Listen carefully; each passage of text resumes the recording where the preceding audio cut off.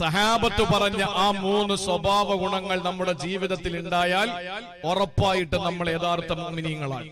നമ്മുടെ ഈമാനെ ചോദ്യം ചെയ്യാൻ ലോകത്തൊരു ശക്തിക്ക് കഴിയില്ല. ഒരാൾക്കും നമ്മുടെ ഈമാനെ തകർക്കാൻ കഴിയില്ല. അതുകൊണ്ട് ഞാൻ പറയാൻ, എന്നോടും നിങ്ങളോടും എനിക്ക് ഈ അവസാന നിമിഷത്തിൽ പരിശുദ്ധ റമളാൻ ഇനി നമ്മുടെ മുമ്പിലേക്ക് കടന്നു വരുന്നതിന് ഏതാനും ദിവസങ്ങൾക്ക് മുമ്പ് എനിക്ക് പറയാനുള്ളത്, ആ 3 സ്വഭാവ ഗുണങ്ങൾ നമുക്ക് ഇന്നത്തെ ദിവസം ഇവിടെ നിന്ന് സ്വായത്തമാക്കണം. അള്ളാഹു തൗഫീഖ് തരട്ടെ, അള്ളാഹു തൗഫീഖ് തരട്ടെ. ധൈര്യമായിട്ട് നിങ്ങൾ ആമീൻ പറയും. കസേര കൂടിയതാണ്, സംഘാടകരുടെ മനസ്സിന്റെ വിശാലത. അൽഹംദുലില്ലാഹ്, നമുക്ക് കാണാൻ പറ്റാത്ത അള്ളാഹുവിന്റെ അംലാക്കുകളുടെ അനുസ്യൂത പ്രവാഹം ഈ മജ്ലിസിലേക്ക് കടന്നു വന്നിട്ടുണ്ട്. അൽഹംദുലില്ലാഹ്. ഇതിന്റെ പ്രവർത്തകരൊന്നും ഇലക്ഷന് നിൽക്കുന്നവരല്ല, വോട്ട് നേടാൻ വേണ്ടിയിട്ടൊന്നുമല്ല. ഇതിന്റെ പ്രവർത്തകരൊന്നും നാളെ അവർക്ക് എന്തെങ്കിലും നേടിയെടുക്കാൻ വേണ്ടിയിട്ടല്ല. പച്ചപാവങ്ങളാണ്.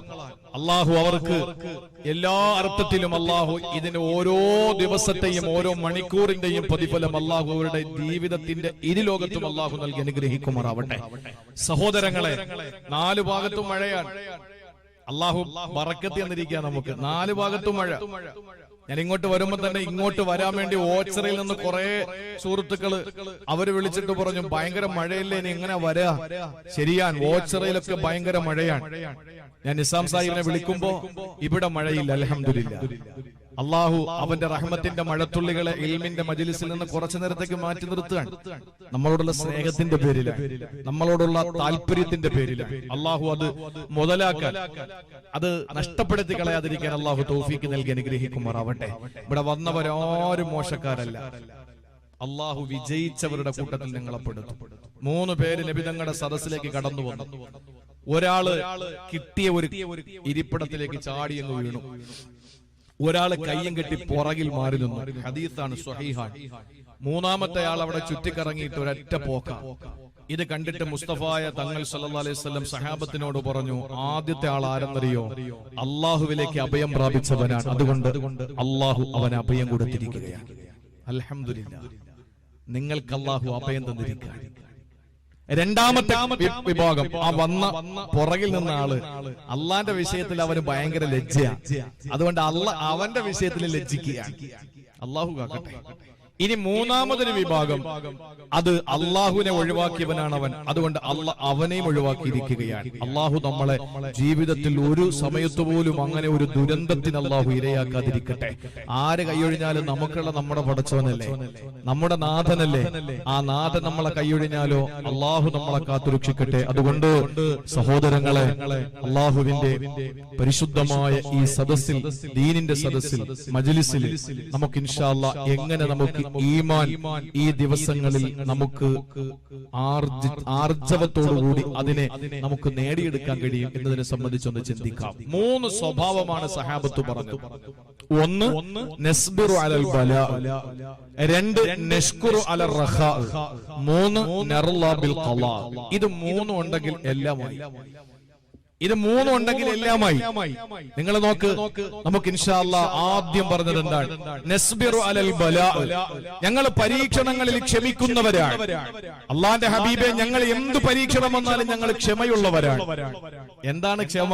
നമ്മൾ കരുതിയിരിക്കുന്നത് ഭർത്താവ് മരിക്കുമ്പോ ഭാര്യ അലമുറയിടാതെ അള്ളാഹു തിരിച്ചെടുത്തു, ഞാൻ ക്ഷമിക്കല്ലാതെ മറ്റെന്താ വഴി എന്ന് പറഞ്ഞ് ക്ഷമിക്കലാണ് സബ്ർ, ക്ഷമ എന്ന് കരുതിയ പലരുമുണ്ട്. അത് ക്ഷമയുടെ ഒരു ഭാഗം മാത്രമാണ്. അള്ളാന്റെ പള്ളിയുടെ മിനാരത്തിൽ നിന്ന് ബാങ്ക് മുഴങ്ങുമ്പോൾ, ജീവിത തിരക്കിനിടയിൽ, ജീവിതത്തിന്റെ ഓട്ടത്തിനിടയിൽ അള്ളാന്റെ മസ്ജിദിൽ നിന്ന് ബാങ്ക് മുഴങ്ങുമ്പോൾ ഓടി വന്ന് പള്ളിയിൽ വന്ന് ജമാഅത്തായി നമസ്കരിക്കാൻ നിനക്ക് കഴിയുമോ ചെറുപ്പക്കാരാ? അല്ലാഹുവിന്റെ പരിശുദ്ധമായ ദീനിന്റെ മജ്ലിസ് നടക്കുമ്പോ എല്ലാ കാര്യങ്ങളും ഒന്ന് മാറ്റിവെച്ചിട്ട്, എല്ലാ ചിന്തകളും ഒന്ന് മാറ്റിവെച്ചിട്ട്, അല്ലാഹുവിന്റെ പരിശുദ്ധമായ ദീനിന്റെ മജ്ലിസാണല്ലോ റഹ്മത്തിന്റെ പാരാവാരം പോലെയുള്ള മാലാഖമാരുടെ ഏറ്റവും വലിയ സാന്നിധ്യമുള്ള മജ്ലിസാണല്ലോ. അതുകൊണ്ട് ഞാനൊന്ന് പോയിരിക്കാം, എനിക്കൊന്ന് പുണ്യം കിട്ടട്ടെ. പഠിക്കാറൊന്നുമില്ലെങ്കിൽ പോലും ആ റഹ്മത്തിന്റെ മജ്ലിസിൽ പോയിരുന്നാൽ എത്ര സന്തോഷമാ, എത്ര ആനന്ദമാ എന്നോർത്തുകൊണ്ട് ഇൽമിന്റെ മജ്ലിസിലേക്ക് ഓടി വരാൻ ക്ഷമയുള്ളവനെ കഴിയൂ സഹോദരാ. അല്ലാഹുവിന്റെ പള്ളിയുടെ മിനാരത്തിൽ നിന്ന് ബാങ്ക് മുടങ്ങുമ്പോ വീടിന്റെ അകത്തളങ്ങളിലെ മുസല്ല വിരിച്ചിട്ട് നമസ്കാര കുപ്പായം ധരിച്ച് വെള്ളമെടുത്ത് ഒലുവെടുത്ത് ആദ്യ സമയത്ത് നമസ്കരിക്കാൻ എന്റെ പെങ്ങളെ ക്ഷമയുണ്ടെങ്കിലേ കഴിയൂ. അതുപോലെ പരിശുദ്ധമായ ഹറമുണ്ടല്ലോ, കരിമ്പടം പുറച്ച കറുത്ത സുന്ദരിയായ കഅബാലയത്തിന്റെ തിരുമുറ്റത്തേക്ക് അല്ലാഹുവിന്റെ പരിശുദ്ധമായ വെളിക്കുത്തരം നൽകിക്കൊണ്ട് തൽബിയത്തിന്റെ മന്ത്രോച്ചാരണവുമായി ഒരു ഇഹ്റാമിന്റെ വസ്ത്രം ധരിച്ചുകൊണ്ട് പരിശുദ്ധമായ ഹറമിലേക്ക് കഅബാലയത്തിന്റെ മുന്നിലേക്ക് മത്താഫിലേക്ക് ഇഹ്റാമിന്റെ ഡ്രസ്സും ധരിച്ചുകൊണ്ട് ഉംറയ്ക്ക് പോകാം. അതുപോലെ തന്നെ ഹജ്ജിന് പോകാൻ ലക്ഷങ്ങൾ മുടക്കേണ്ടി വന്നാൽ പ്രശ്നമല്ലെന്ന് ചിന്തിക്കുന്നത് സഹോദരാ ക്ഷമയുള്ളവനാ. അധ്വാനിച്ച് രാവിലെ മുതൽ വൈകുന്നേരം വരെ പാടത്ത് പണിയെടുത്ത് അധ്വാനിച്ച് തനിക്ക് അല്ലാഹു നൽകിയ സമ്പത്തിൽ നിന്ന് 2.5% പാവപ്പെട്ടവന്റെ അവകാശമായിട്ട് കൊടുത്തുവിടുന്ന സക്കാത്തുണ്ടല്ലോ, അത് എന്തിനാണ് മറ്റുള്ളവനെയാണ് കൊടുക്കുന്നത്? ഇത് റബ്ബെനിക്ക് തന്നതല്ലേ, ഞാൻ കഷ്ടപ്പെട്ടുണ്ടാക്കിയതല്ലേ എന്ന ചിന്തയില്ലാതെ ഇതെനിക്ക് പടച്ചവൻ തന്ന സമ്പത്തിൽ നിന്ന് 2.5% അത് മാലിന്യമാണ്, അത് പാവപ്പെട്ടവന് കൊടുക്കുമ്പോഴാണ് എന്റെ സമ്പത്തിന് വിശുദ്ധി വരുന്നത്. ഈ ഒരു ചിന്തയോടെ സക്കാത്ത് കൊടുക്കാൻ എന്തേ മുതലാളിമാർക്ക് കഴിയാതെ പോകുന്നത്? അവർക്ക് ക്ഷമയില്ലാത്തതിന്റെ പേരിലാ. ഏതൊരാള് സക്കാത്ത് കൊടുത്താലും അല്ലാഹു അവനെ ക്ഷമ കൊടുത്തതിന്റെ പേരിലാ. അതുപോലെ സഹോദരങ്ങളെ, കള്ള് നിറഞ്ഞ് പൊന്നുന്ന കുപ്പി തന്റെ കൂട്ടുകാരന്റെ കയ്യിലിരിക്കുമ്പോ അത് പരസ്പരം അങ്ങോട്ടും ഇങ്ങോട്ടും അല്ലാഹുവിന്റെ പരിശുദ്ധമായ ഖുർആൻ തിരിച്ചറിയും നിഷിദ്ധമാക്കിയ ആ കള്ളിന്റെ കുപ്പി എടുത്തിട്ട് ചിയേഴ്സ് വിളിക്കുന്ന കൂട്ടുകാരുടെ മുമ്പ് ഇല്ല, എനിക്കതിൽ ഒരു തുള്ളി പാലം ചെയ്യാൻ കഴിയില്ലെന്ന് പറഞ്ഞുകൊണ്ട് അതിൽ നിന്ന് മാറി നിൽക്കാൻ ചെറുപ്പക്കാരാ, നിനക്ക് ക്ഷമയുണ്ടെങ്കിലേ കഴിയോ. നീ കോടീശ്വരനാണ്, നിന്റെ സമ്പത്തിൽ നിന്ന് കുറെ സമ്പത്ത് നീ പലിശയ്ക്ക് കൊടുക്കുകയാ. എന്നിട്ട് ഒരു ജോലി ചെയ്യാതെ വീട്ടിലെ കുടവയറും തടകയിരുന്ന് പലിശയുടെ കണക്കെഴുതുമ്പോ നിനക്ക് ജോലി ചെയ്യാതെ കൂലിയെടുക്കുന്ന ഒരു നല്ല നിലയിലുള്ള കച്ചവടമായി പലിശ കച്ചവടത്തെ കാണുമ്പോ അത് വേണ്ട, അത് സ്വന്തം മാതാവിനെ വ്യഭിചരിക്കുന്നതിന് സമാനമാണ് എന്ന് അല്ലാഹുവിന്റെ ഹബീബ് എന്നെ പഠിപ്പിച്ചതാ. ആ പലിശയുടെ ഒരു നുള്ള ഭക്ഷണം എന്റെ മക്കൾ തിന്നാൽ അവരുടെ ഇരുലോകവും നഷ്ടമാണ് എന്ന ബോധ്യത്തോടെ പലിശയിൽ നിന്ന് മാറി നിൽക്കുന്ന പണക്കാരാ, നിനക്ക് ക്ഷമയുണ്ടെങ്കിലേ കഴിയൂ പൊന്നുമോനെ. അതുപോലെ സഹോദരങ്ങളെ, പരദൂഷണത്തിൽ നിന്ന് വ്യഭിചാരത്തിൽ നിന്ന് എല്ലാ തിന്മകളിൽ നിന്ന് മാറി നിൽക്കാൻ നിനക്ക് കഴിയണോ? നിനക്ക് ക്ഷമ വേണം. ഇതാണ് ക്ഷമ എന്ന് പറയുന്നത്. അല്ലാഹു നിർബന്ധമാക്കിയ അമലുകളെ ചെയ്യാൻ ക്ഷമ വേണം. അല്ലാഹു നിഷിദ്ധമാക്കിയ പാപങ്ങളിൽ നിന്ന് മാറി നിൽക്കാൻ ക്ഷമ വേണം. ഇതൊക്കെ ക്ഷമയാണ് സഹോദര. ആ ക്ഷമയുടെ കാര്യമാണ് ഞാൻ പറയുന്നത്. ഞങ്ങൾ പരീക്ഷണങ്ങൾ വരുമ്പോ ക്ഷമിക്കുന്നവരാണ് നബിയേ. ഈ പരീക്ഷണങ്ങൾക്ക് അപ്പുറത്ത് സഹാബത്ത് നേരിട്ട പരീക്ഷണങ്ങൾ എന്താ? പ്രിയമുള്ള സഹോദരങ്ങളെ, ബുദ്ധിമുട്ടുകളോ പ്രയാസങ്ങളോ പട്ടിണിയും കടന്നു വരുമ്പോ അബീ താലിബിൽ പട്ടിണി കിടന്ന ഉപരോധം ഏർപ്പെടുത്തപ്പെട്ടപ്പോ എന്റെയും നിങ്ങളുടെയും ലോകത്തിന്റെയും നേതാവ് നബി മുഹമ്മദ് മുസ്തഫ, ഇവിടുത്തെ ഹൈന്ദവന്റെ നേതാവ് നബി മുഹമ്മദ് മുസ്തഫ, ഇവിടുത്തെ ക്രൈസ്തവന്റെ നേതാവ് നബി മുഹമ്മദ് മുസ്തഫ, ലോകത്തിന്റെയും അചേതന സചേതന വസ്തുക്കളുടെ നേതാവ് നബി മുഹമ്മദ് മുസ്തഫ, ആകാശത്തിന്റെയും ഭൂമിയുടെയും മാമലകളുടെയും സാഗരങ്ങളുടെയും സ്വർഗത്തിന്റെയും നരകത്തിന്റെയും ജിന്നുകളുടെയും മനുഷ്യന്റെയും അർശിന്റെയും കുർസിന്റെയും ലോഹിന്റെയും കലമിന്റെയും ഈ ലോകം അല്ലാഹ് അല്ലാത്ത എല്ലാത്തിന്റെയും സൃഷ്ടിപ്പിന് കാരണക്കാരനായ, അല്ലാഹ് അല്ലാത്ത എല്ലാത്തിന്റെയും സൃഷ്ടിപ്പിന് കാരണക്കാരനായ അൽ ആലം എന്ന് പറഞ്ഞാലും മാസിവൽ ബാരി, അല്ലാഹ് അല്ലാത്തതാണ് ആലം എന്ന് പറയുക.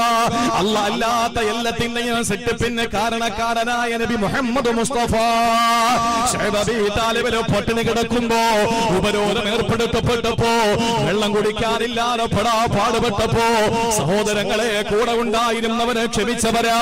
ഒരു നേരത്തെ ഭക്ഷണം കഴിക്കാൻ വകയില്ലാതെ പാടുപെട്ട സഹാബത്തുണ്ടായിരുന്നു. ആ ക്ഷമയെല്ലാം സഹാബത്ത് അല്ലാഹുവിന്റെ ഹബീബിനോട് പറഞ്ഞ വാക്കിലുണ്ട്, നബിയേ ഞങ്ങളെ പരീക്ഷണങ്ങളെ ക്ഷമിക്കുന്നവരാ. ഞാൻ ക്ഷമയെപ്പറ്റി കൂടുതൽ പറയുന്നില്ല, വിഷയം വിശാലമാണ്, സമയം ചുരുക്കമാണ്, എന്റെ അറിവും പരിമിതമാണ്. സഹോദരങ്ങളെ, ക്ഷമയെന്ന് പറഞ്ഞാൽ എല്ലാം കൂടെ പറയാൻ നമുക്ക് സമയമില്ല. പക്ഷെ പറയാതിരിക്കാൻ നിവൃത്തിയില്ലാത്തൊരു കാര്യമുണ്ട്. ഏതെന്നറിയോ? എന്നെ കേൾക്കുന്ന എന്റെ സഹോദരിമാരെ, എന്റെ സഹോദരങ്ങളെ, ജീവിതത്തിൽ എന്തെങ്കിലും ഒരു പരീക്ഷണം നിങ്ങൾക്ക് നേരിട്ടാൽ, അത് മക്കളുടെ രോഗമാകാം, അത് ഭർത്താവിന്റെ അസുഖമാകാം, അത് പ്രിയപ്പെട്ട ഭാര്യയുടെ തളർന്നു പോകുന്ന രോഗമാകാം. സഹോദരങ്ങളെ, ഏത് പരീക്ഷണങ്ങൾ നമ്മൾ നേരിടുമ്പോൾ പടച്ചവനാണ് മറ്റൊരു മഖ്ലൂക്കിനോടത് പറയല്ലേ, ഒരു ഇബാദിനോടും അത് പറയല്ലേ. എന്തുകൊണ്ടെന്നറിയോ? ഇന്ന് നമ്മുടെ ഏറ്റവും വലിയ സ്വഭാവ വൈകൃതം എന്തെന്നറിയോ? ഒരു പരീക്ഷണമല്ല തന്നാലും മറ്റുള്ളവരോട് വിളമ്പി നടക്കുകയാ, മൈക്ക് വെച്ച് കെട്ടുകയാ. അല്ല എന്നോട് അങ്ങനെ ചെയ്തു, എന്നോട് മാത്രം എന്തേ പടച്ചവൻ അങ്ങനെ ചെയ്യുന്നത്, എന്റെ ഭാര്യയ്ക്ക് മാത്രം എന്തേ എന്നും അസുഖമുള്ളത്? ഇല്ല മുസ്ലിം സ്വരൂപക്കാരാ, ഒരു ഖുദ്സിയായ ഹദീസിലൂടെ അള്ളാന്റെ ഹബീബ് പഠിപ്പിച്ചതെന്തെന്നറിയോ? അല്ല പറയുന്നത്രേ, എന്റെ ഇബാദുകൾക്ക് ഞാൻ എന്തെങ്കിലും ഒരു ചെറിയ പരീക്ഷണം കൊടുത്താൽ, ഒരു ചെറിയ തലവേദന കൊടുത്താൽ, ഒരു ചെറിയ പനി കൊടുത്താൽ, ഒരു ചെറിയ ജലദോഷം കൊടുത്താൽ, അവര് നാട് നീളെ എന്നെ പറ്റി പറഞ്ഞു നടക്കുകയാണ്, പരിഭവം പറയുകയാ. എന്നിട്ട് അല്ല പറയുന്നു, എന്നാൽ എനിക്കെതിരെ അവരെ പ്രവർത്തിക്കുന്ന ധിക്കാരമുണ്ടല്ലോ, വലിയ വലിയ മോശമായ പ്രവർത്തനങ്ങൾ എനിക്കെതിരെ ചെയ്യുമ്പോ ഇന്ന് വരെ ഞാൻ എന്റെ മുഖറബീങ്ങളായ മലക്കുകളോടും പറഞ്ഞിട്ടില്ല, എന്റെ മുഖറബീങ്ങളായ മലായിക്കത്തുകളോട് പോലും പറഞ്ഞിട്ടില്ല. നോക്കൂ സഹോദരങ്ങളെ, നമ്മൾ എന്തെല്ലാം തെറ്റുകൾ ചെയ്തു അല്ല ആരോടെങ്കിലും പറഞ്ഞോ? ഈ കാലഘട്ടത്തില്, ഈ 2022 മാർച്ച് മാസത്തിന്റെ അവസാന സമയത്ത് ഞാൻ പറയുകയാണ്, ഒരു ഭർത്താവിന്റെ രഹസ്യം മുഴുവനും ഭാര്യ അല്ല അറിയിക്കുമായിരുന്നെങ്കിൽ എവിടെയാണ് കുടുംബജീവിതത്തിന്റെ ഊഷ്മളതയുള്ളത്? എവിടെയാ കുടുംബജീവിതം ശാശ്വതമാകുന്നത്? എന്നേ ശിഥിലീകരിച്ചേനെ, എന്നേ ശൈഥില്യത്തിലെത്തിയേനെ. സംശയമുണ്ടോ? ഒരു ഭാര്യയുടെ രഹസ്യം മുഴുവനും ഭർത്താവിനല്ല അറിയിച്ചു കൊടുത്തെങ്കിൽ മലായിക്കത്തിന്റെ കാര്യം വിട്, അള്ളാഹു മലായിക്കത്തിനോട് പറയുന്ന കാര്യം വിട്. നമ്മുടെ കൂട്ടത്തിലുള്ള ഒരാളോട് നമ്മുടെ ന്യൂനതകളല്ല പറഞ്ഞെങ്കിൽ ആരുടെ കൈപിടിച്ചു മുട്ടാനാ നമ്മൾ നിൽക്കുക? ആരെ മുസാഫഹത്ത് ചെയ്യാനാ നമ്മൾ ശ്രമിക്കുക? സഹോദരങ്ങളെ, ഞാൻ ചെയ്യുന്ന തിന്മകൾ അല്ലാഹു ആരോടും പറയുന്നില്ലല്ലോ. നിങ്ങൾ ചെയ്യുന്ന തിന്മകളും അല്ലാഹു ആരോടും പറയുന്നില്ല. അല്ല പരിതപിക്കുകയാണ്. എന്നിട്ട് എന്തേ എന്റെ ദാസന്മാരെ ഞാൻ കൊടുക്കും പരീക്ഷണങ്ങൾ നാട് നീളെ പറഞ്ഞു നടക്കുന്നു? ചിന്തിച്ചു നോക്ക്, എത്ര ദുഷ്ടന്മാരാ നമ്മൾ, എത്ര ദുഷ്ടന്മാരാ. അള്ളാഹു നമുക്ക് മനസ്സിലാക്കാനുള്ള തൗഫീക്ക് തരട്ടെ. നമുക്കൊരു പരീക്ഷണം അള്ളാഹു തന്നാൽ ഒരു മനുഷ്യനോടും അത് പറയരുത്. പിന്നെ കൂട്ടി വായിക്കേണ്ട ഒരു കാര്യം ഞാൻ പറയാം. മഹാന്മാരായ സാദാത്യങ്ങൾ വരും, മഹാന്മാരായ പണ്ഡിതന്മാര് വരും, ഇൽമും അതുപോലെ പിന്നെ ഈ സയ്യിദ് എന്ന് പറയുന്ന പദവിയൊന്നും ഇല്ലാത്ത സാലിഹീങ്ങളുണ്ട് നമ്മുടെ നാട്ടില്. ഇരിക്കുന്നവരില് എത്രയോ സാലിഹീങ്ങൾ ഉണ്ടാവും, ഒരു മനുഷ്യനെ ഉപദ്രവിക്കാത്ത, ഒരു മനുഷ്യനെ പറ്റി ഒന്നും പറയാത്ത, ഹൃദയത്തിൽ വക്രതകളൊന്നുമില്ലാത്ത, ആരെയും കുറ്റപ്പെടുത്താത്ത, വിമർശിക്കാത്ത, ഒറ്റപ്പെടുത്താത്ത, അവരവരുടെ കാര്യം നോക്കി എന്തെങ്കിലും നന്മകൾ ചെയ്യാൻ പറ്റുമെങ്കിൽ ചെയ്ത് അൽഹംദുലില്ലാഹ് സ്വർഗത്തിൽ പോകാൻ വേണ്ടിയിട്ട് അള്ളാഹുവിലേക്ക് ഖേദിച്ച് മടങ്ങുന്ന എത്ര സാലിഹീങ്ങൾ ഉണ്ടാവും. നമുക്കുള്ള നേട്ടാതാ സഹോദരങ്ങളെ. അൽഹംദുലില്ലാഹ് എവിടെയെങ്കിലുമൊക്കെ പോയാൽ, നമ്മൾ മരിച്ചെന്ന് കേട്ടാൽ എവിടെ നിന്നൊക്കെ ആള് വരിക? എന്തായാലും ഞാൻ മരണപ്പെട്ടു പോയാൽ ബഹുമാനപ്പെട്ട എന്റെ ഷാഫി ഉസ്താദ് വരുമല്ലോ. അപ്പൊ നിങ്ങളിൽ എത്ര പേരാ എന്റെ മയ്യിത്ത് നിസ്കാരത്തിന് വരിക? അള്ളാഹു ദീർഘായുസ് കൊടുക്കട്ടെ. ആർക്ക് മരണം സംഭവിച്ചാലും ആ മരണപ്പെടുന്ന ആളിന്റെ മയ്യത്തൊന്ന് കാണാനും ഒന്ന് ദുആ ചെയ്യാനും ആ സംസ്കരണത്തിൽ പങ്കാളിയാകാനും ലോകത്തിന്റെ എല്ലാ ഭാഗത്തു നിന്നും വരുന്ന ഒരു ജനസമൂഹത്തെ കിനാവ് കണ്ടുകൊണ്ടാണ് വാഴ്ന്നു പോകുന്നത്. അല്ലാതെ നിങ്ങൾ എന്ത് തന്നാ നമുക്ക് തികയും? അല്ലെങ്കിൽ നിങ്ങൾ തരുന്നതാണോ നമുക്ക് തികയുന്നത്? നിങ്ങൾ തന്നില്ലെങ്കിലും നമ്മൾ ജീവിക്കും, നിങ്ങൾ തന്നാലും നമ്മൾ ജീവിക്കും. ഇതൊക്കെ അള്ളാഹു തരുന്ന ഒരു സന്തുലിത അവസ്ഥയാണല്ലോ, മനുഷ്യന്റെ നിലനിൽപ്പിനാണല്ലോ ഇതൊക്കെ. പക്ഷേ നമ്മൾ പ്രതീക്ഷിക്കുന്ന എന്താണ്? ഏതെങ്കിലും ഒരാള് മയ്യിത്ത് നിസ്കാരത്തിന് വന്നൊന്ന് ദ്വാരന്നാൽ അൽഹംദുലില്ലാ, അങ്ങനെ ഒരു നേട്ടമേ നമുക്കുള്ളൂ. ഞാൻ പറഞ്ഞു വന്നത് സാലിഹീങ്ങൾ, സാദാത്തീങ്ങൾ, മഹാന്മാരായ പണ്ഡിതന്മാരൊക്കെ കാണുമ്പോ അവരോട് ഒരുപാട് പ്രശ്നങ്ങളില്ല ഉസ്താദെ, തങ്ങളെ വലിയ പ്രതിസന്ധിയില്ല, പരീക്ഷണങ്ങൾ ഒരുപാടുണ്ട്, അതൊന്നും വിളമ്പാൻ നിൽക്കരുത്, ഞാൻ വലിയ പ്രശ്നത്തിലാണ്, നിങ്ങൾ ദുആരക്കണം, സബ്ർ കിട്ടാൻ, ക്ഷമ കിട്ടാൻ, നേരിടാൻ, പിടിച്ചു നിൽക്കാൻ, നഷ്ടപ്പെട്ടു പോകാത്ത ഈമാനിനു വേണ്ടിയിട്ട് നിങ്ങൾ ദുആരക്കണമെന്ന് പറയുന്നതിൽ തെറ്റില്ല. അത് അഹ്ലുസുന്നയുടെ വിശ്വാസമാണ്. പക്ഷേ എടാ, നീ അറിഞ്ഞ അള്ളാഹു എന്നും എന്റെ ഭാര്യയ്ക്ക് അസുഖാടാ, എന്റെ മക്കൾക്ക് എന്നും ദീനമാണ്, എനിക്ക് എന്നും എവിടെ തൊട്ടാലും പ്രശ്നമാണ് എന്ന് പറഞ്ഞിട്ട് ഇങ്ങനെ കൂട്ടുകാരോട് പറഞ്ഞു നടക്കും. ഒരു കാര്യം ഞാൻ പറയാം, തഫ്സീർ ഇബ്നുൽ കസീറിൽ വളരെ വ്യക്തമായി വെള്ള പേപ്പറിൽ കറുത്ത മഷി കൊണ്ട് രേഖപ്പെടുത്തിയ ഒരു സംഭവമുണ്ട്. എത്ര വലിയ പൊന്നുമോനാണെങ്കിലും അള്ളാഹ് പണിഷ്മെന്റ് തരും. ഇങ്ങനെ പറഞ്ഞു നടന്നാൽ ഒന്ന്, കാര്യങ്ങൾ പരിഹരിക്കപ്പെടില്ല, രണ്ട്, എത്ര വലിയവനാണെങ്കിലും ഏത് കുടുംബത്തിൽ പിറന്നവനാണെങ്കിലും പണിഷ്മെന്റ് ഉറപ്പാ. അള്ളാഹു പണിഷ്മെന്റ് തരും. എന്തുകൊണ്ടെന്നറിയോ? ഒരു ദിവസം മഹാനായ യാക്കൂബ് നബി അലൈഹിസ്സലാമിന്റെ മുന്നിലേക്ക് വന്നു ആരാ? ഒരു സഹോദരൻ, അദ്ദേഹത്തിന്റെ തന്നെ ഒരു സഹോദരൻ വന്നു. എന്നിട്ട് കാര്യങ്ങളൊക്കെ പറഞ്ഞുകൊണ്ടിരിക്കുന്നതിൽ ചോദിച്ചു, അല്ല യാക്കൂബ് നബിയെ, ഇപ്പൊ കാഴ്ചയൊക്കെ തീരെ അങ്ങ് പോയല്ലേ? അതെ സഹോദര, എന്റെ കാഴ്ച പോയി. അങ്ങോട്ട് വിശദീകരിക്കാൻ തുടങ്ങി. എന്റെ പൊന്നുമോനായിരുന്നല്ലോ എന്റെ യൂസുഫ്, എന്റെ കരളായിരുന്നല്ലോ എന്റെ യൂസുഫ്, എന്റെ 12 മക്കളിൽ എന്റെ പ്രിയപ്പെട്ടവനായിരുന്നു എന്റെ യൂസുഫ്. എന്താ സംഭവിച്ചതെന്നൊക്കെ എനിക്കറിയാം, പക്ഷെ ഞാൻ ക്ഷമിക്കുകയാണ്, അല്ലാതെ എന്ത് ചെയ്യാനാ?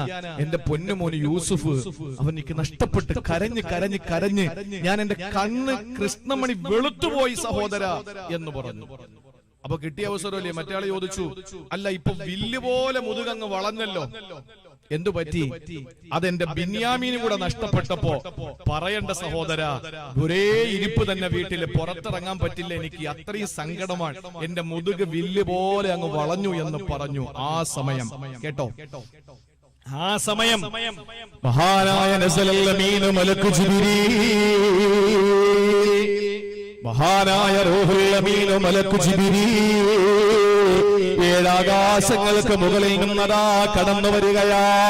അല്ലാഹുവിന്റെ ഹബീബ് മഹാനായ യാക്കൂബ് നബി അലൈഹിസ്സലാം കടന്നു വന്നിട്ട് പറയുകയാണ്, ഓ നബിയേ, ഇന്നല്ലാഹ യുഖരിഉക സലാം, ഇന്നല്ലാഹ യുഖരിഉക സലാം, അല്ലാഹു അങ്ങക്ക് സലാം പറഞ്ഞിരിക്കുകയാ. അല്ലാഹ് സലാം പറഞ്ഞു വിട്ടിരിക്കുന്നു നബിയേ. ആവേശത്തോടെ യാക്കൂബ് നബി സലാം അടക്കുകയാ. ആ സമയത്താണ് അല്ലാഹുവിന്റെ മലക്ക് ജിബ്രീൽ പറയുന്നു, ഓ യാക്കൂബ് നബിയേ, അല്ലാഹ് ഒരു കാര്യം കൂടി പറഞ്ഞു. എന്താ? അമാ തസ്തഹീ, നിങ്ങൾക്ക് നാണമുണ്ടോ എന്ന് ചോദിക്കുകയാ, നിങ്ങൾക്ക് ലജ്ജയുണ്ടോ എന്ന് ചോദിക്കുകയാ. പച്ച മലയാളത്തിൽ നമ്മുടെ നാടൻ ഭാഷയിൽ പറഞ്ഞാൽ അല്ലാഹ് ചോദിക്കുകയാണ്, നിങ്ങൾക്ക് ഉളുപ്പുണ്ടോ? യാക്കൂബ് നബി സംബീതനായി, പരിഭ്രമചുട്ടനായി, വിഷാദ വിഷണനായി, വേദന വിഹുലനായി, എന്തേ ജിബ്രീലേ അങ്ങനെ പടച്ചവന് ചോദിച്ചത്? എന്തേ എന്റെ ഭാഗത്ത് നിന്ന് എന്താ ഉണ്ടായത്? ജിബ്രീൽ അലൈഹിസ്സലാം യാക്കൂബ് നബിയോട് പറഞ്ഞത്രേ, അല്ലയോ യാക്കൂബ് നബിയേ, നിങ്ങളുടെ സങ്കടങ്ങൾ എന്തിനാ സഹോദരനോട് വിളമ്പിക്കൊടുത്തത്? നിങ്ങളുടെ ദുഃഖങ്ങൾ എന്തിനാ പരിഭവത്തിന്റെ കെട്ടഴിച്ചു വെച്ചത്? ആ സമയത്ത് യാക്കൂബ് നബി അലൈഹിസ്സലാം ബോധവാനാവുകയാ. ഉടൻ തന്നെ യാക്കൂബ് നബി അലൈഹിസ്സലാം സർവ്വതും അല്ലാഹുവിലേക്ക് അർപ്പിച്ചുകൊണ്ട് നിലവിളിച്ചു. എന്താ? സൂറത്ത് യൂസുഫിൽ നമുക്കത് കാണാം. യാക്കൂബ് നബി അലൈഹിസ്സലാം പറഞ്ഞ വാക്കെന്തെന്നറിയോ? ഇന്നമാ അശ്കൂ ബത്തി വഹുസ്നി ഇലല്ലാഹ്, ഇന്നമാ അശ്കൂ ബത്തി വഹുസ്നി ഇലല്ലാഹ്, എന്റെ ദുഃഖങ്ങളും എന്റെ എല്ലാ ആവലാദികളും നിന്നെ ഞാൻ ഏൽപ്പിക്കുകയാ. ശിക്കായത്ത് ഞാൻ നിന്നെ ഏൽപ്പിക്കുകയാണ് റബ്ബേ. എന്റെ ദുഃഖങ്ങൾ മുഴുവനും നിന്നെ ഞാൻ ഏൽപ്പിക്കുകയാ. എന്റെ ഹൃദയത്തിനകത്ത് നീറുന്ന ഒരുപാട് പ്രശ്നങ്ങളുണ്ട് റബ്ബേ. എന്റെ പൊന്നുമോൻ യൂസുഫ് എനിക്ക് നഷ്ടമായി പടച്ചവരെ, എന്റെ ബിനിയാമിൻ എനിക്ക് നഷ്ടമായി തമ്പുരാനെ, എനിക്ക് സഹിക്കാൻ പറ്റുന്നതിനപ്പുറത്താണ് നാഥാ, എല്ലാം ഞാൻ നിന്നെ ഏൽപ്പിച്ചിരിക്കുകയാ. ഇതങ്ങ് പറഞ്ഞിട്ട് മഹാനായ യാക്കൂബ് നബി അലൈഹിസ്സലാം എന്താ പറഞ്ഞതെന്നറിയോ? അല്ലാഹുൽ മുസ്തആൻ അലാ മാ തസിഫൂ. പൊന്നുമക്കളെ, നിങ്ങൾ പറയുന്നത് എനിക്ക് അവലംബിക്കാൻ കഴിയില്ല, നിങ്ങളെ പറയുന്നത് എനിക്ക് വിശ്വാസമില്ല മക്കളെ, നിങ്ങളെ വാക്ക് എനിക്ക് കേൾക്കേണ്ട മക്കളെ. എനിക്ക് ഏറ്റവും വലുത് എന്റെ റബ്ബാണ്.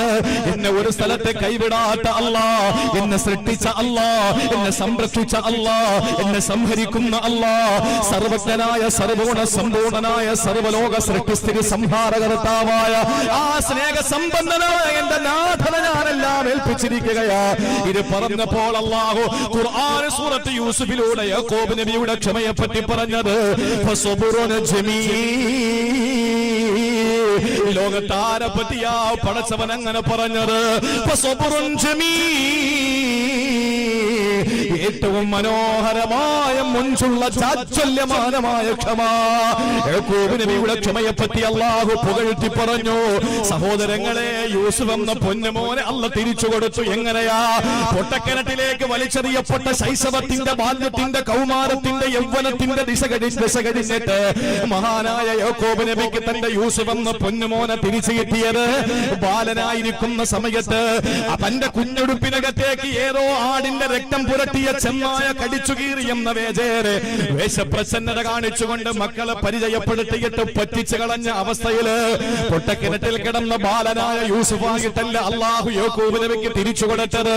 സർവ്വ ദുഃഖങ്ങളും അല്ലാഹുവിനെ ഏൽപ്പിച്ചപ്പോ, സങ്കടങ്ങളുടെ ഭാണ്ഡക്കെട്ട് റബ്ബിന്റെ മുമ്പിൽ ഇറക്കി വെച്ചപ്പോ അല്ലാഹു യൂസുഫ് എന്ന പൊന്നുമോനെ പിരിച്ചു കൊടുത്ത്. എങ്ങനാണെന്നറിയോ? യൂസുഫ് എന്ന് പറയുന്ന പൊന്നുമോൻ ഇന്നാരാണ്? പൊട്ടക്കിണറ്റിലെ ഒരു ബാലനല്ല, എന്റെ വീട്ടിൽ വളർന്ന ശിശുവല്ല, പിന്നെയോ അടിമച്ചന്തയിലെ വിൽപ്പന ചരക്കല്ല, പിന്നെയോ ഏതോ ഒരു പെണ്ണ് ആകൃഷ്ടനാകിട്ട് പിടിക്കാൻ ശ്രമിച്ചപ്പോ കാരാഗ്രഹത്തിന്റെ അകത്തളങ്ങളിലേക്ക് ഏറ്റവും വലിയ ക്രൂരമായ നിലയിൽ വേട്ടയാടപ്പെട്ട ഒരു തടവ് പുള്ളിയല്ല, പിന്നെയോ ഇന്ന് ഈജിപ്ത് എന്ന് പറയുന്ന, മിസ്ർ എന്ന് പറയുന്ന രാജ്യത്തിന്റെ അധിപനായി രാജകുമാരനായി വാഴുകയാ. അല്ലാഹുക്ക് കഴിവുണ്ട് മുസ്ലിമേ, അല്ലാഹുക്ക് കഴിവുണ്ട് മുസ്ലിമേ. അതുകൊണ്ട് ക്ഷമിക്കാൻ നമുക്ക് കഴിയുമോ? ഒരു മനുഷ്യനോടും പരിഭവം പറയാൻ പാടില്ല. അല്ലാഹു തരുന്ന പരീക്ഷണങ്ങളെ നെഞ്ചുറപ്പോടെ സ്വീകരിച്ചുകൊണ്ട് പാതിരാത്രിയുടെ നിശബ്ദതകളിൽ അല്ലാഹുവിന്റെ മുമ്പിൽ പൊട്ടിക്കരഞ്ഞ പറവങ്ങള് അല്ലാഹുവിന് വേണ്ടി പാതിരാ നമസ്കാരം നിർവഹിക്കാൻ നിനക്ക് കഴിയോ? മുസല്ല വിരിച്ചിട്ട് നമസ്കാര കുപ്പായം ധരിച്ചു. ആ നമസ്കാര കുപ്പായം മുഴുവനും നിന്റെ കണ്ണുനീര് കൊണ്ട് കുതിരട്ടെ മോളെ. നിന്റെ നമസ്കാര കുപ്പായം, നിന്റെ മുസല്ലയും കണ്ണീരിനാൽ കുതിരട്ടെ മോളെ. എന്നിട്ട് നിന്റെ സങ്കടത്തിന്റെ കഥകൾ മുഴുവനും പടച്ചവനോട് പറ. അല്ലാഹുവിന് അറിയാത്തതൊന്നുമല്ലല്ലോ.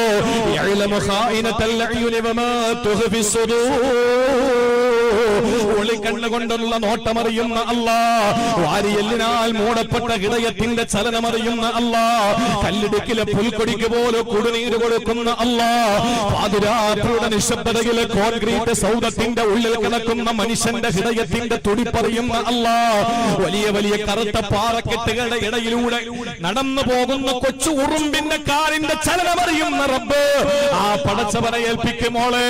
അല്ലാഹു സുബഹി വരെയാക്കില്ല. ആ സെക്കൻഡിൽ ഇന്നമാ അംറുഹു ഇദാ അറാദ ശൈഅൻ യഖൂല ലഹു കുൻ ഫയകൂൻ.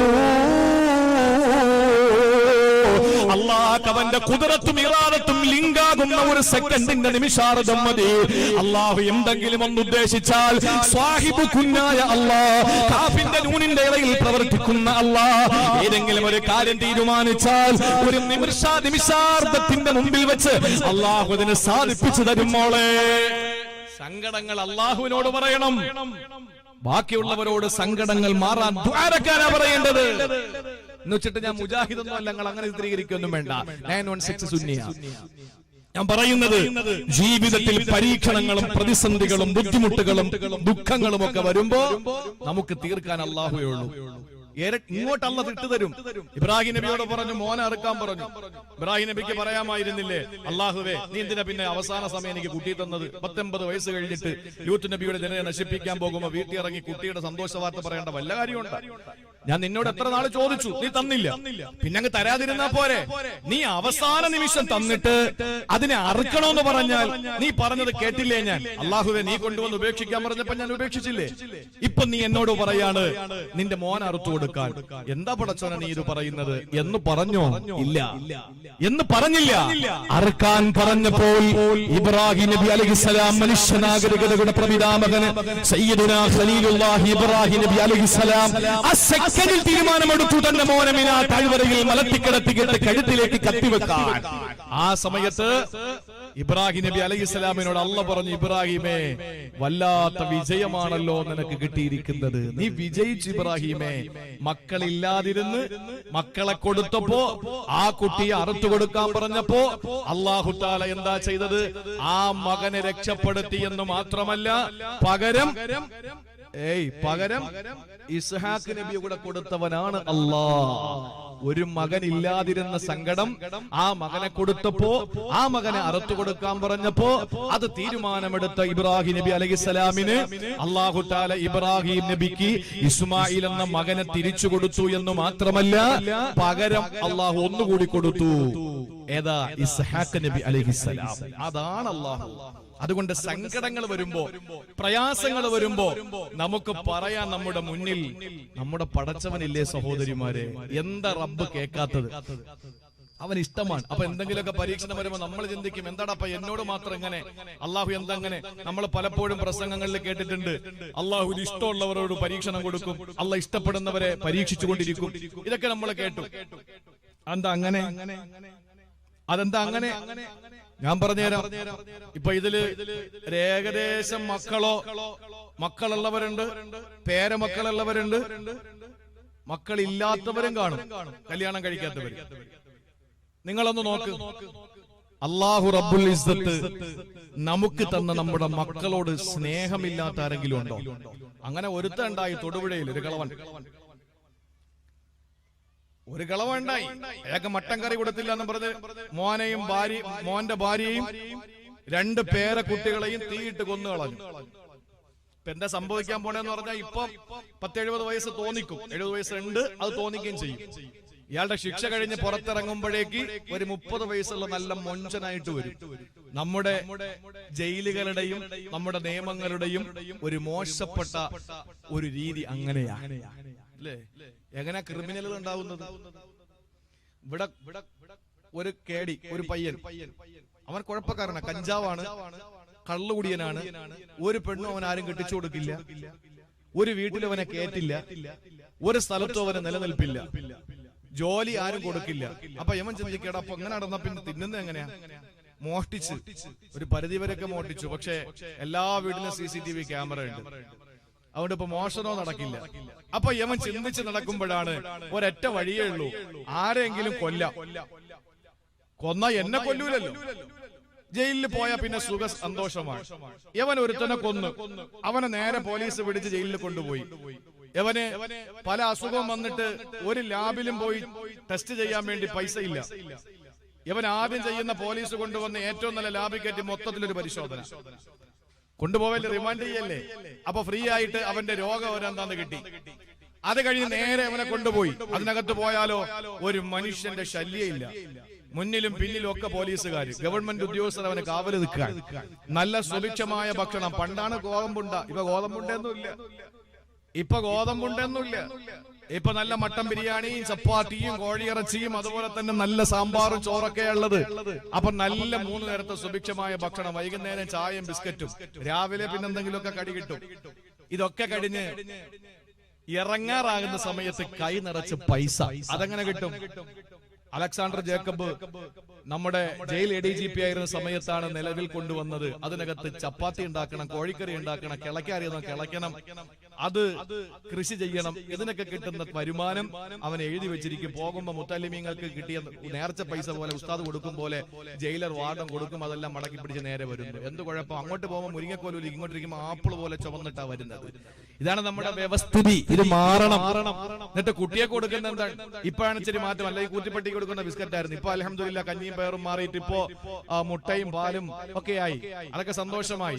കുട്ടികൾക്ക് മട്ടൻ ബിരിയാണി കൊടുക്കണം, യമനൊക്കെ പട്ടിണിക്കിടണം, അവസാനം മരിക്കുമെന്ന് കാണുമ്പോൾ ഒരു ചപ്പാത്തി എറിഞ്ഞു കൊടുക്കണം. അത് തിന്ന് തീരുമ്പോ വീണ്ടും പട്ടിണി കിടണം. എങ്കിലല്ലേ അവന് ഈ തിന്മകളിൽ നിന്ന് മാറുള്ളൂ. അല്ലാതെ ഇവിടെ ജീവിതത്തിലെ റൗഡികളായി ഇവിടത്തെ വാടക ഗുണ്ടകളായി മാറിക്കൊണ്ടല്ലേ ഇരിക്കുള്ളൂ. ഇപ്പൊ കൊലയെന്ന് പറയുന്നത് സാധാരണ വാഴക്കൊല പോലെയായി. അങ്ങോട്ട് പോകുന്നു, കയറുന്നു, ഈ വാഴയുടെ ഇലയുണ്ടല്ലോ അത് പിടിച്ചിട്ട് വെട്ടുന്നത് പോലെ ഇങ്ങോട്ട് പിടിക്കുന്ന കഴുത്തങ്ങോട്ട് വെട്ടുന്നു, ഇങ്ങനെ വെട്ടുന്നു, തീർന്നു. ഇപ്പൊ പുതിയ ഒരു ശൈലി എന്ന് പറഞ്ഞാൽ അങ്ങനെയല്ല. പുതിയ ശൈലി എന്ന് പറഞ്ഞാൽ വെട്ടിയിട്ട് അതിനെ തോളത്ത് വെച്ച് കൊണ്ടുപോവുക, 2 കിലോമീറ്റർ കഴിഞ്ഞിട്ട് വലിച്ചെറിയുക. മനുഷ്യന് വല്ല വിലയുണ്ടോ സഹോദരങ്ങളെ? മനുഷ്യന് വല്ല വിലയുമുണ്ടോ? എന്നാൽ എവരെക്കൊന്ന് പിടിച്ച് അകത്താക്കാൻ നമ്മുടെ നിയമങ്ങൾക്ക് കഴിയുന്നില്ലല്ലോ എന്ന് പറയുമ്പോ അതിലേറെ സങ്കടമാണ്. ഇത് പറഞ്ഞാൽ എനിക്കറിയാം പ്രശ്നമാവുമെന്ന്. അതുകൊണ്ട് ഇനി കൂടുതൽ അങ്ങോട്ട് പ്രശ്നമാവാതിരിക്കാൻ വേണ്ടി ഞാൻ നിർത്തുകയാണ്. ഞാൻ പറയുന്നു സഹോദരങ്ങളെ, സ്വന്തം മക്കളോടുള്ള സ്നേഹം ആർക്കാണ് ഇല്ലാത്തത്? ചിന്തിച്ചു നോക്ക്. എന്നാ മക്കളെ വീട്ടിൽ നിന്ന് ഇറങ്ങുമ്പോ സമയത്ത് വാപ്പാട്ട പറഞ്ഞു, വാപ്പ നിങ്ങൾ പോയിട്ട് വരുമ്പോ എനിക്കൊരു ചോക്ലേറ്റ് വാങ്ങിച്ചുകൊണ്ട് തരണേ. 5 വയസ്സുള്ള മോനാണ്, 3 വയസ്സുള്ള മോനാ. 3 വയസ്സുള്ള മക്കളും ഡോക്ടറോട് ചോദിക്കും, സ്റ്റെതസ്കോപ്പ് വെച്ച് നോക്കുമ്പോ നിങ്ങൾക്ക് വല്ല അറിയാവോന്ന് ചോദിക്കും. ആ കാലമാണ്. ഇപ്പൊ എന്റെ ഒരു കൂട്ടുകാരന്റെ മോന് 3.5 വയസ്സേ ഉള്ളൂ. ആ കുട്ടിയെ ആശുപത്രിയിൽ കൊണ്ടുപോയി. അപ്പൊ ഡോക്ടർ ഈ ടോർച്ചൊക്കെ അടിച്ച് വായിലൊക്കെ നോക്കാൻ എന്തെങ്കിലും ഇൻഫെക്ഷൻ ഉണ്ടോ എന്ന് അറിയാൻ വേണ്ടി. അപ്പൊ ഈ 3.5 വയസ്സുകാരൻ ഡോക്ടറോട് ചോദിക്കുക, നിങ്ങൾക്ക് വല്ല അറിയാം? അറിഞ്ഞിട്ട് നീ ചെയ്യണേ. അപ്പൊ അങ്ങനത്തെ കുട്ടികളാണ് ഇപ്പോ. എന്തായാലും നമ്മുടെ കുട്ടികൾക്ക് അല്ലാഹു ദീർഘായുസ് കൊടുക്കട്ടെ. അല്ലാഹു തആല ആഫിയത്തുള്ള ദീർഘായുസ് കൊടുക്കട്ടെ. നമ്മുടെ കൺമുമ്പിൽ അല്ലാഹു നമ്മുടെ പ്രിയപ്പെട്ട മക്കളെ മരിപ്പിക്കാതിരിക്കട്ടെ. അത് വലിയ ഒരു പരീക്ഷണമാണ്. അല്ലാഹു നമ്മളൊക്കെ കാത്തുരക്ഷിക്കട്ടെ. സഹോദരങ്ങളെ, ചോക്ലേറ്റ് വാങ്ങി വരുന്ന വാപ്പ ആ മോനോട് പറയും, വാപ്പിച്ച് വാങ്ങിയില്ല എന്ന് പറയും. അപ്പൊ കുട്ടി കരയും. എന്നാലും നമ്മൾ കൊടുക്കൂല. അവസാന കരച്ചില് നിലവിളിയായി ആ കുഞ്ഞ് നിലത്ത് കിടന്ന് ഉരുളും. എന്നിട്ട് തലയിട്ട് അടിക്കാൻ തുടങ്ങും. നമ്മൾ അപ്പോഴും നോക്കിക്കൊണ്ട് ഇങ്ങനെ നിൽക്കുക. കയ്യിനകത്ത് നമ്മുടെ കയ്യിലിരിക്കാണ് ചോക്ലേറ്റ്, നമ്മൾ കൊടുത്തില്ല. നമ്മൾ ഇങ്ങനെ കരുതി വെച്ചിരിക്കുന്ന ചോക്ലേറ്റ് അവസാനം അവൻ കരഞ്ഞ് തളരാറാകുമ്പോ ഓടിച്ചെന്ന് വാരിക്കോരിയെടുത്ത് നെഞ്ചിലേക്ക് കിടത്തിയിട്ട് അവന്റെ ഒലിക്കുന്ന ചുണ്ടുകളിൽ നമ്മുടെ ചുണ്ട് ചേർത്ത് വെച്ച് മുത്തം കൊടുത്തിട്ട് നമ്മൾ ആ കരുതി വെച്ച ചോക്ലേറ്റ് എടുത്ത് കയ്യിൽ കൊടുക്കുന്നതാണ് അല്ലാഹ് ഇഷ്ടപ്പെടുന്നവന് കൊടുക്കുന്ന പരീക്ഷണങ്ങൾ. ആ പരീക്ഷണങ്ങളിൽ ആ പ്രിയപ്പെട്ട സഹോദരൻ അനുഭവിക്കുന്ന ബുദ്ധിമുട്ടുകൾ, കരയുന്ന കണ്ണുനീർ തുള്ളികൾ, അനുഭവിക്കുന്ന ഹൃദയത്തിന്റെ വ്യഥകൾ, അവൻ അനുഭവിക്കുന്ന ശാരീരിക നൊമ്പരങ്ങൾ, അവന്റെ മാനസിക വിഭ്രാന്തികൾ, അവന്റെ സാമ്പത്തിക പ്രതിസന്ധികൾ, അവൻ അനുഭവിക്കുന്ന എല്ലാ സങ്കടങ്ങളും അല്ലാഹു നോക്കിക്കൊണ്ട് നിൽക്കുകയാ. ക്ഷമയോടെ നമ്മൾ അതിനെ നേരിട്ടാൽ നമ്മുടെ പടച്ചവൻ നമ്മളെ ചേർത്തങ്ങ് പിടിക്കും. ആ പിടിക്കാൻ അല്ലാഹുവിന്റെ ഹബീബിനോട് പറഞ്ഞത് വബശ്ശിരി സാബിരീൻ, പറഞ്ഞു കൊടുക്കു നബിയെ, ക്ഷമിക്കുന്നവർക്ക് സന്തോഷ വാർത്ത സ്വർഗമുണ്ടെന്ന്. അള്ളാഹു ഇഷ്ടപ്പെടുന്നവർക്ക് പരീക്ഷണം കൊടുക്കുമെന്ന് പറഞ്ഞാൽ ഇങ്ങനെയാണ്. ഒരാൾ പറയാ, എന്നാ പിന്നെ കൊള്ളാം, തൽക്കാലം അള്ളാഹ് ഇഷ്ടപ്പെടാതിരിക്കട്ടെ, ആഖിറത്തിൽ പോകുമ്പോൾ ഇഷ്ടപ്പെട്ടാൽ ഇവിടെ ഇഷ്ടപ്പെട്ട് കിട്ടുന്ന പരീക്ഷണങ്ങൾ സഹിക്കാൻ നമ്മളെ കൊണ്ട് വയ്യ. എന്റെ സഹോദരങ്ങൾ, ഇതൊന്നും എന്റെ അല്ലല്ലോ. ഈ ശരീരത്തിന്റെ ഒരു അസുഖം വന്നാൽ ഞാൻ എന്തിനു സങ്കടപ്പെടണം? എന്റെതല്ലല്ലോ ഇത്. എനിക്ക് തുണി ഉടുക്കാനില്ലാതെ വന്നാൽ ഞാൻ എന്തിനു സങ്കടപ്പെടണം? എന്റെതല്ലല്ലോ ഈ തുണി. എനിക്ക് ഒരു നേരത്തെ ഭക്ഷണം കിട്ടാതെ വന്നാൽ ഞാൻ എന്തിനു വേവലാതിപ്പെടണം? ഇത് എന്റെതല്ലല്ലോ ഈ ഭക്ഷണം. ഇതൊക്കെ എന്റെ റബ്ബിന്റെതല്ലേ. ആകാശം അവന്റേത്, ഭൂമി അവന്റേത്, ഇവിടത്തെ മണൽത്തരികൾ അവന്റേത്, മാമലകൾ അവന്റേത്, എല്ലാം പടച്ചവന്റേതാണ്. പിന്നെ എന്തിനാണ് നമുക്കൊരു സങ്കടം? ഇതൊക്കെ കിട്ടിയാൽ അൽഹംദുലില്ലാഹ് പറയാന്നുള്ള അല്ലാതെ വേറെ ഒരു നിവൃത്തിയില്ല സഹോദരങ്ങളെ. അതുകൊണ്ട് ക്ഷമിക്കും. ക്ഷമ എന്ന് പറയുമ്പോൾ അസ്സബ്റു ഇൻദ സുദ്മത്തിൽ ഊലാ, ക്ഷമയെന്ന് പറയുന്നത് ആദ്യ നാളുകളിലാ വേണ്ടത്. ഭർത്താവ് മരിച്ചെന്ന് കേൾക്കുമ്പോ നൈറ്റ് വലിച്ചു കീറിയിട്ട് മുടിയെല്ലാം വാരിപ്പിരിത്തിട്ട് മുഖം മാന്തി കീറിയിട്ട് തള്ളി കീറിയിട്ട് നമ്മൾ കരയുമ്പോ നിലവിളിക്കുമ്പോ പെങ്ങളെ പാടില്ല, ഇത് പാടില്ല. ഈ ക്ഷമയുടെ ആദ്യ സമയത്താണ്, പരീക്ഷണത്തിന്റെ ആദ്യ സമയത്താണ് ക്ഷമിക്കേണ്ടത് എന്ന ചിന്തയോടെ ക്ഷമ അവലംബിച്ചാൽ 3 ദിവസം കഴിഞ്ഞ പിന്നെ ആർക്കാ കഴിയാത്തത്? 3 ദിവസം കഴിഞ്ഞ ആർക്കാ കഴിയാത്തത്? വാപ്പ മരിച്ചു എന്ന് കേൾക്കുമ്പോ ആദ്യ നാളുകളിൽ പിടിച്ചു നിൽക്കണം. കരച്ചിൽ വരെ കണ്ണ് നിറയും, പക്ഷേ നമ്മൾ പിടിച്ചു നിൽക്കണം. എന്റെ റബ്ബ് തന്ന പരീക്ഷണമാണ്, ഞാൻ ക്ഷമിക്കുന്നു. 3 ദിവസം ക്ഷമിച്ചിട്ട് 4ന്റെ പോലെ കരഞ്ഞോ? ഇത് ആദ്യത്തെ 3 ദിവസം ക്ഷമിക്കാനാണ് പാട്. 3 ദിവസം കഴിഞ്ഞാൽ പിന്നെ ആർക്കും പറ്റും.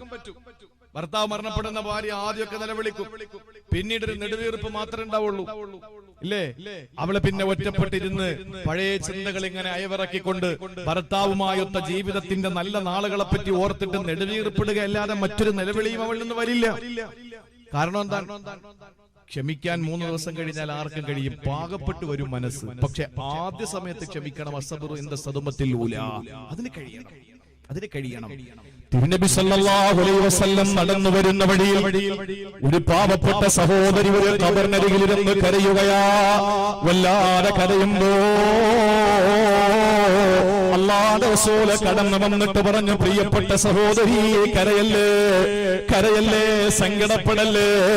ആ സമയത്ത് ആ സഹോദരി കരയില്ലത്രേ. വന്നതാരാണ്? ഹബീബാണെന്നറിയില്ല. ആ പെണ്ണ് എഴുന്നേറ്റ് നിന്ന് പറഞ്ഞെന്തെന്നറിയോ? അവരവരുടെ ജീവിതത്തിൽ വരുമ്പോഴേ അറിയുള്ളൂ. നിങ്ങളിപ്പോ എന്റെ ജീവിതത്തിൽ വന്നപ്പോഴാ ഞാൻ അറിഞ്ഞത്, നിങ്ങളുടെ ജീവിതത്തിൽ വരുമ്പോഴേ നിങ്ങൾ അറിയുള്ളൂ. ഇത് കേട്ട മറ്റൊരു സഹാബി പറഞ്ഞു, പെണ്ണെ നീ ആരോടാ സംസാരിച്ചത്? കാരുണ്യത്തിന്റെ പ്രതീകമായ നബി തങ്ങളോടാണോ സംസാരിച്ചത്? ആ പെണ്ണ് ഓടി ഇലാ ഹളറത്തി റസൂലില്ലാഹ്, കാരുണ്യത്തിന്റെ പ്രതീകത്തിന്റെ മുന്നിലേക്ക് കടന്നു വന്നിട്ട് പറഞ്ഞു, നബിയെ, ആളറിഞ്ഞില്ല നബിയെ, എന്റെ പൊന്നുമോന്റെ ഖബറാണത്, സഹിക്കാൻ പറ്റുന്നില്ല നബിയെ, സഹിക്കാൻ പറ്റുന്നില്ല. ആ സമയത്ത് അല്ലാഹുവിന്റെ റസൂൽ പറഞ്ഞതാണ്, മോളെ, അസ്സബ്റു ഇൻദ സദമത്തിൽ ഊലാ, ആദ്യ നാളുകളിലാ ക്ഷമ വേണ്ടത്. അതുകൊണ്ട് സഹോദരിമാരെ, സങ്കടങ്ങൾ അല്ലാഹു തരുന്നവന് ഇഷ്ടമുള്ളതിന്റെ പേരിലാണ്. ആ പരീക്ഷണങ്ങൾ വരുമ്പോ ആരോട് പറഞ്ഞു നടക്കല്ലേ. ഇതെല്ലാം പറയാ നമുക്കൊരു നാഥനുണ്ട്. ആരാണ് നാഥനെന്നറിയോ? എല്ലാരും നിന്നെ വീട്ടിൽ തെറ്റിയകന്ന് പോയാലും ശരി, ഇല്ലല്ലോ തെല്ലും വിഷാദം കൂട്ടിനു നീങ്ങി. എല്ലാരും നിന്നെ വീട്ടിൽ തെറ്റിയകന്ന് പോയാലും ശരി, ഇല്ലല്ലോ തെല്ലോ വിഷാദം കൂട്ടിനു നീങ്ങി. ആര് നമ്മളെ കൈയൊടിഞ്ഞാലും നമ്മളെ കൈയൊടിയാത്ത നമ്മുടെ റബ്ബുണ്ടല്ലോ. എത്ര വലിയ പരീക്ഷണം തന്നാലും മുസ്ലിമേ, അല്ലാഹുവിന് അടിമകളോടുള്ള സ്നേഹം എത്രയെന്നറിയോ? കരുതൽ എത്രയെന്നറിയോ? താല്പര്യം എത്രയെന്നറിയോ? ഒരു ഉമ്മയ്ക്ക് തന്റെ മക്കളോടുള്ള സ്നേഹത്തിന്റെ 3 ഇരട്ടിയാ എന്റെ നാഥന് എന്നോടുള്ള സ്നേഹമെന്ന് തിരിച്ചറിയുമ്പോഴാണ് എല്ലാം ക്ഷമിക്കാനും പൊറുക്കാനും എനിക്ക് കഴിയുക. അതുകൊണ്ട് ഈമാൻ ഉണ്ടാകാനുള്ള ഒന്നാമത്തെ വഴി നസ്ബിറു അലൽ ബലാ, ക്ഷമിച്ചോളി സഹോദരങ്ങളെ. പരീക്ഷണങ്ങൾ എന്തു വന്നാലും ക്ഷമിച്ചോ. അള്ളാഹു നമുക്ക് ക്ഷമ തരട്ടെ. എപ്പോഴും ദ്വാരക്കണം, അള്ളാഹുവെ ക്ഷമ നൽകണേ. ഏതെങ്കിലും ഒരു പരീക്ഷണം വരുമ്പോൾ നമുക്കൊരു പക്ഷെ പിടിച്ചു നിൽക്കാൻ പറ്റിയെന്ന് വരില്ല. അതിന് അള്ളാഹുവിനോട് എപ്പോഴും പരീക്ഷണങ്ങളിൽ ക്ഷമയെ അള്ളാഹുവിനോട് ചോദിക്കുക. അള്ളാഹു നമുക്ക് തൗഫീക്ക് നൽകി അനുഗ്രഹിക്കുമാറാവട്ടെ. വിശദീകരിക്കുന്നില്ല. ഇപ്പൊ 1 മണിക്കൂറായി, നീ 2 എണ്ണം പറയാം. അള്ളാഹുവിന്റെ റസൂലിനോട് പ്രിയപ്പെട്ട സഹാബത്ത് പറഞ്ഞു, നബിയെ, ഞങ്ങൾ പരീക്ഷണങ്ങളിൽ ക്ഷമിക്കുന്നവരാണ്. രണ്ടാമത്തെ ഞങ്ങളുടെ ക്വാളിറ്റി. ഇത് 3 എണ്ണം ഉണ്ട്. 3 എണ്ണം നമ്മുടെ ജീവിതത്തിലുണ്ടെങ്കിൽ ഇൻഷാ അല്ലാഹ് അന്തും മുഅ്മിനൂന ഹഖ്ഖ, നിങ്ങൾ ഒറിജിനൽ മുഅ്മിനീങ്ങളാണ്. നമ്മളെ ഈമാന്റെ അളവ് പോലെ ലോകത്തൊരു പൊന്നുമോന്റെ കയ്യിലും ഇല്ല. നമ്മളിപ്പോ അളന്നുകൊണ്ടിരിക്കുന്നത് ഇവൻ ഏതടാ, ഇവൻ ഏത് കൗമാണ്, ഇത് ഏത് വിഭാഗത്തിൽപ്പെട്ടവനാണ്, ഇവൻ മറ്റവനാണോ, ഇവനാണോ, അവനാണോ. ഇപ്പോഴും നമ്മൾ അവൻ എന്നും പറഞ്ഞ് നിൽക്കുക. കാലടിയിലെ മണ്ണൊലിച്ചു പോകുന്ന അറിയുന്നില്ല. കാലിനടിയിലെ മണ്ണൊലിച്ചു പോകുന്നത് അറിയുന്നില്ല. പണ്ടെന്താ സംഭവിച്ചെന്നറിയോ? ഒരാൾ എലിശല്യം കാരണം, ഞാൻ പല സ്ഥലങ്ങളിലും പറഞ്ഞതാണ്, ഞാൻ ഒരു കാര്യം പറയാം.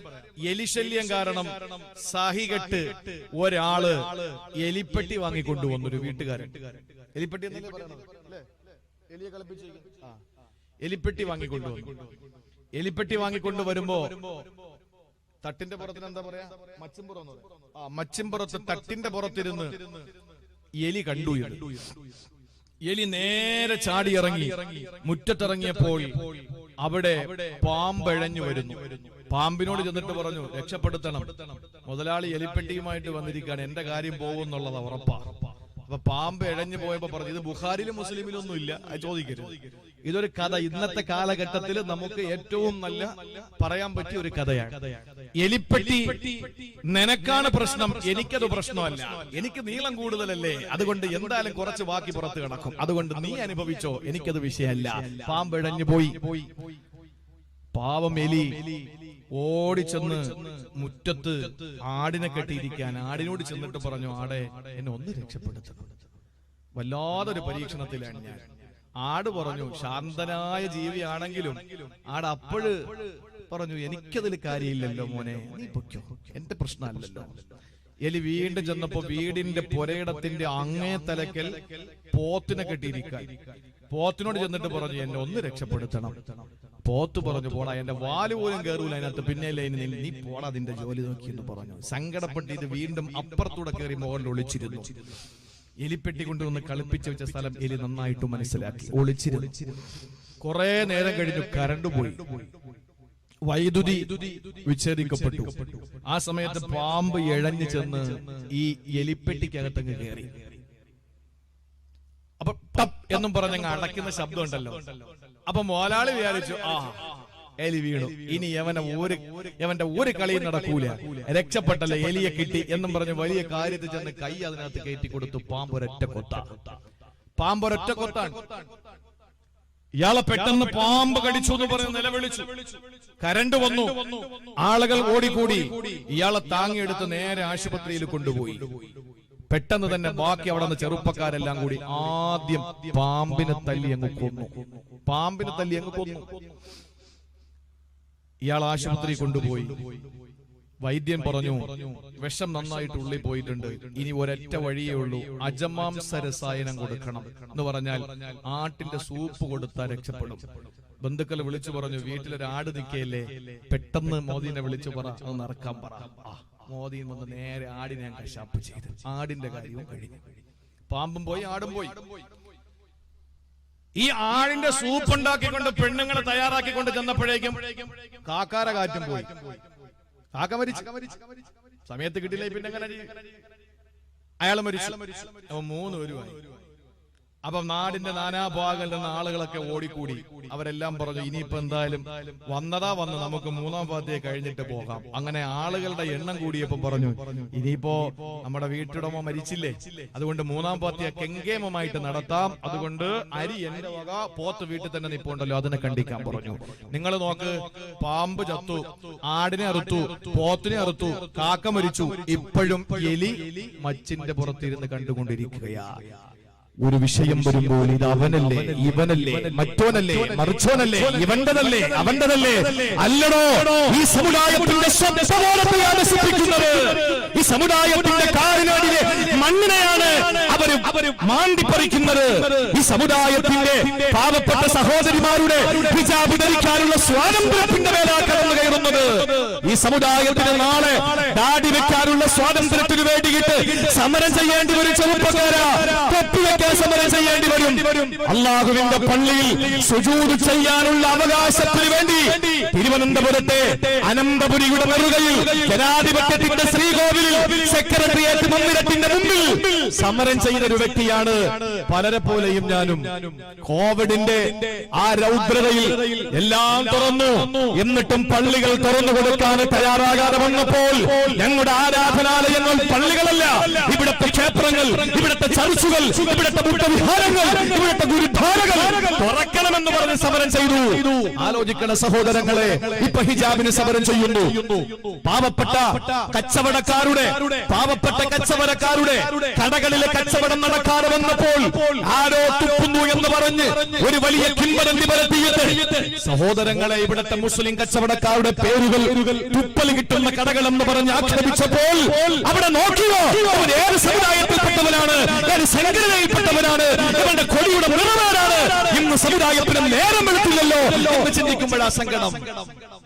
ഇപ്പോഴും നേരം വെളുത്തിട്ടില്ല എന്ന് ചിന്തിക്കുമ്പോഴാണ് നമ്മുടെ സങ്കടം. നീയാണോ, അവനാണോ, ഇവനാണോ എന്ന് ചോദിച്ചിപ്പോഴും നടക്കുകയാണ്. നമ്മൾ അറിയുന്നില്ല. ഇനിയും നമ്മൾ അറിയാതിരുന്നാൽ ആട് ചാകും, ഒരു സംശയമില്ല. അതുപോലെ പാമ്പ് ചാകും, പോത്തിനെ അറുക്കും, വീട്ടുടമ മരിക്കും, പക്ഷേ എലി സുരക്ഷിതനായിരിക്കും. അത് മനസ്സിലാക്കുക. രാജ്യം വളരെ അപകടത്തിലേക്ക് പോയിക്കൊണ്ടിരിക്കുകയാണ്. ഏക സിവിൽ കോഡ് കഴിഞ്ഞ ഏതാനും ദിവസങ്ങൾക്ക് മുമ്പ് കേരളത്തിന്റെ ഒരു പ്രധാനപ്പെട്ട MP അദ്ദേഹം സംസാരിച്ച ഒരു പ്രസംഗം ആ സദസ്സിലിരുന്ന് വേദിയിലിരുന്ന് കേൾക്കാൻ എനിക്ക് കഴിഞ്ഞു. അദ്ദേഹം പറയാണ്, ഏക സിവിൽ കോഡിന്റെ കാര്യങ്ങളൊക്കെ നടത്തിക്കൊണ്ടിരിക്കുകയാണ്. ഏക സിവിൽ കോഡിന്റെ കാര്യങ്ങളൊക്കെ നടത്തിക്കൊണ്ടിരിക്കുകയാണ്. നമ്മുടെ സമുദായം, അതാ ഞാൻ പറഞ്ഞത്, ഖബർ പണ്ടത്തെ മലക്ക് തന്നെ എപ്പോഴും പറയുന്നത് മുങ്കർ നക്കീർ, മാറ്റൊന്നും വന്നിട്ടില്ല ഇതുവരെ. റഖീബത്ത് തന്നെ മറ്റത് എഴുതുന്നത്, അസറായിൽ തന്നെ റൂഹ് പഠിക്കുന്നത്, കോവിഡ് ഒന്നതിന്റെ പേരിൽ മാറ്റിയിട്ടൊന്നുമില്ല ഡ്യൂട്ടി. പള്ളിയിലെ ഇമാമിയങ്ങളെ പിരിച്ചു വിട്ടിട്ടുള്ളൂ, മലക്കുകളെ പിരിച്ചു വിട്ടിട്ടില്ല. അപ്പൊ ഇതൊക്കെ പണ്ടത്തെ ആളുകൾ തന്നെ ചെയ്തുകൊണ്ടിരിക്കുന്നത് ഇപ്പോഴും. അതുകൊണ്ട് ഖബറും നരകവും സ്വർഗവും പറഞ്ഞ് സുഖിപ്പിക്കാനും കരയിപ്പിക്കാനും സങ്കടപ്പെടുത്താനും അല്ല ഇപ്പോഴത്തെ സമയം.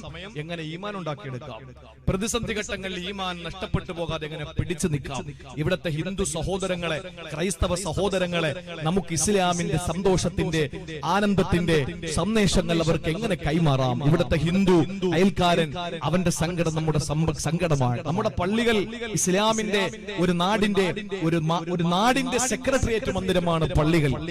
എന്തെങ്കിലും സങ്കടം ഉണ്ടെങ്കിൽ ഒരു ഹിന്ദുവിന്, നമ്മുടെ ഒരു മഹല്ലത്തിന്റെ പരിധിയിൽ ഒരു ഹിന്ദുവിന് പട്ടിണിയാണ്, അവന് സങ്കടമാണ്, വിഷമമാണെങ്കിൽ അവന് നേരെ വന്നിട്ട് സമാധാനത്തോടെ നിർഭയത്വത്തോടെ ഒരു പള്ളിയിൽ കയറിയിട്ട് ഞാൻ പട്ടിണിയാണ് എന്ന് പ്രസിഡന്റിനോട് പറയാം.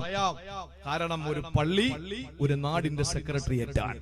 എന്ത് ദുഃഖമുണ്ടെങ്കിലും നമ്മൾ പറയേണ്ടത് പള്ളിയിലാണ്. അതുകൊണ്ടാണ് പണ്ടുള്ള ആളുകൾ എന്ത് പറയും, പോയി പള്ളി പറയണം. എന്താ കാര്യം? പള്ളി പറഞ്ഞാൽ ശരിയാവും, പള്ളി പറഞ്ഞാൽ ശരിയാവും. നാട്ടിലുള്ള എല്ലാ മുസീബത്തുകളുടെയും പരിഹാരം നടത്തേണ്ടത് പള്ളികളിലാണ്. പക്ഷെ എന്താണ് അവസ്ഥ? പള്ളികളിൽ നടക്കുന്ന പ്രശ്നങ്ങൾ പരിഹരിക്കാനെന്ന് ചായക്കടകൾ തിരഞ്ഞെടുക്കുന്നു. അല്ലാഹു അക്ബർ. അല്ലാഹു മനസ്സിലാക്കാനുള്ള തൗഫീഖ് തരട്ടെ.